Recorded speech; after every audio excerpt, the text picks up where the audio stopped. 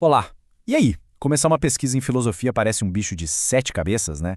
A gente fica meio perdido sem saber por onde ir. Bom, a ideia aqui é justamente essa: descomplicar essa etapa inicial. A gente vai quebrar tudo em passos bem claros e organizados para construir uma base forte para sua investigação. Olha só o nosso roteiro. Primeiro, a gente vai ver os três elementos que são a base de tudo. Depois, vamos mergulhar em cada um: o título, o resumo e a bibliografia. E para fechar, vamos falar do ponto que é talvez o mais crucial de todos. O foco tem que ser no problema filosófico e não em outras coisas. Vamos lá?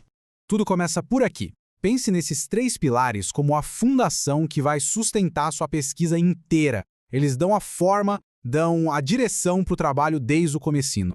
Isso mesmo, são só três. Se a gente entender e aplicar bem esses três elementos, já é meio caminho andado para a pesquisa começar com clareza, com foco, com uma direção bem definida. Bora descobrir quais são. E aqui estão eles. Um título provisório para a gente saber exatamente qual é o nosso território, um resumo para apresentar o problema que vamos investigar e uma bibliografia preliminar para já começar a conversar com outros pesquisadores. Agora a gente vai olhar cada um de perto. Vamos lá. Primeiro elemento: o título provisório.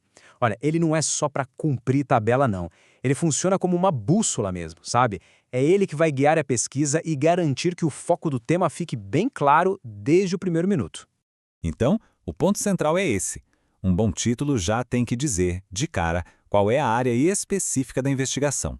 O ideal é que ele já conecte o autor que vai ser estudado, o problema filosófico em questão e, se for o caso, a obra que vai ser a nossa fonte principal. Esse slide aqui mostra a diferença de um jeito perfeito. Falar a filosofia de Platão é vago demais, é um universo. Agora, a noção de justiça na República de Platão, pronto, isso já estabelece um escopo claro, um recorte que dá para trabalhar. A precisão aqui é tudo. Olha aí outro exemplo excelente. Ele diz exatamente o que a gente pode esperar. O autor é Aristóteles, o conceito é a teoria da alma e a fonte principal é a obra De Anima. É direto, é informativo e já traça um caminho claro para a pesquisa. Certo. Agora vamos para o segundo pilar. O resumo. É aqui que o problema filosófico que a gente escolheu começa a tomar forma de verdade. Pense nele não só como uma introdução, mas como o primeiro esboço da sua investigação. E atenção para esse detalhe: no mínimo 100 palavras. E olha, esse número não tá aí à toa não. Ele meio que força a gente a pensar um pouco mais a fundo, a garantir que o resumo seja uma declaração bem pensada sobre o rumo da pesquisa e não só uma notinha superficial. E para que o resumo funcione de verdade, ele precisa ter, sem falta, esses três componentes. Pensa nisso como um checklist básico. Quem é o pensador? Qual é a questão filosófica específica? E qual a obra de referência? Se faltar um desses, o resumo fica meio manco e a pesquisa perde o norte. E aqui está o pulo do gato de um resumo que funciona. Ele não pode só descrever o tema de forma passiva. Ele precisa mostrar qual é a pergunta central que está movendo a pesquisa, o que exatamente se quer investigar ou responder com aquele trabalho. Chegamos no terceiro e último pilar dessa fase inicial. A bibliografia preliminar, gente, não é só uma lista de livros. É a primeira prova de que você começou a entrar no debate, a dialogar com o que outros pesquisadores já disseram sobre aquele tema. O mínimo que se pede são duas referências. Pode até parecer pouco, mas a escolha cuidadosa dessas duas fontes já mostra uma primeira compreensão do campo de estudo e do debate filosófico onde você está entrando. É super importante entender a diferença entre fontes primárias e secundárias, ok? A fonte primária é o texto do próprio filósofo, o original. A secundária é o trabalho de um especialista sobre aquele texto. Uma boa bibliografia inicial geralmente mistura as duas, mostrando que houve contato com o texto original e também com as suas interpretações.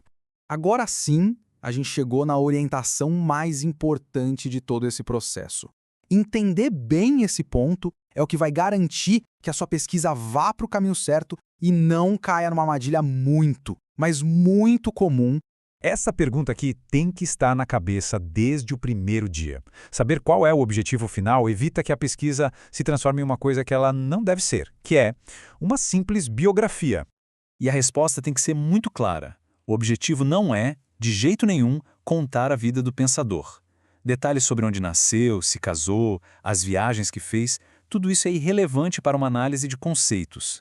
O verdadeiro alvo é este aqui: uma análise rigorosa de um conceito, de um argumento, de um problema filosófico que a gente encontra na obra do autor. O foco total é nas ideias e não na vida pessoal de quem escreveu.